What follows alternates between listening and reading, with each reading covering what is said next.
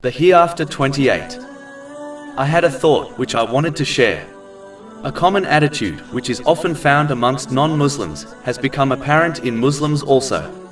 Those who do not believe in the Day of Judgment often claim that even if it was real, they would make peace with Allah, the Exalted, on that day.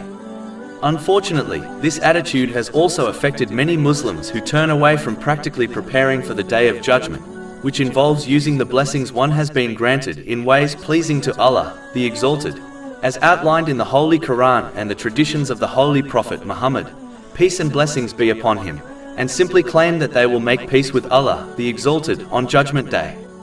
The issue with believing that this attitude will lead to success on Judgment Day is that one adopts an incredibly disrespectful and rude belief about Allah, the Exalted.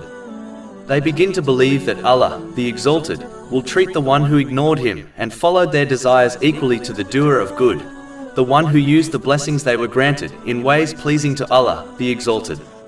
If a worldly judge behaved in this manner, they would be highly criticized and even dismissed from their post, as it completely contradicts justice. As Allah, the Exalted, is the all-just, how can a Muslim believe and attribute such a negative attitude to him? Allah, the Exalted, extending his infinite mercy to the creation is one thing, but allowing those who persisted in disobedience and harming others to escape the consequences of their actions is simply unjust, something Allah, the Exalted, would not do. In addition, if Allah, the Exalted, was going to forgive everyone, irrespective of the deeds they committed, then it makes life in this world pointless, as the purpose of this world is to differentiate between those who did good and those who did not. Creating pointless things directly challenges the infinite dignity, majesty, and wisdom of Allah, the Exalted. How can someone who believes in him then attribute such a silly thing to him? To conclude, a Muslim must never be fooled by the false belief that they will make peace with Allah, the Exalted, on Judgment Day. The place of actions is this world, whereas Judgment Day is only the place of consequences.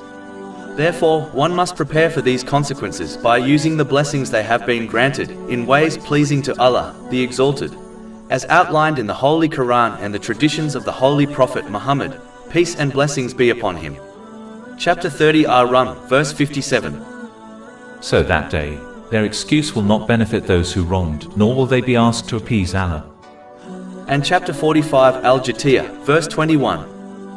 Or do those who commit evils think we will make them like those who have believed and done righteous deeds, make them equal in their life and their death?